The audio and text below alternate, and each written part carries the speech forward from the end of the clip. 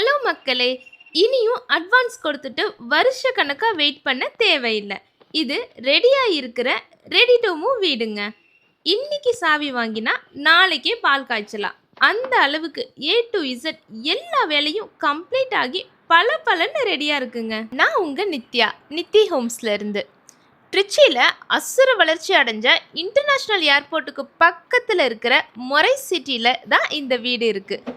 சுற்றியும் நல்ல டெவலப் ஆன ஏரியாவில் பார்த்த உடனே வாவ்னு சொல்ல வைக்கிற ஒரு சூப்பர் வீடுங்க இது.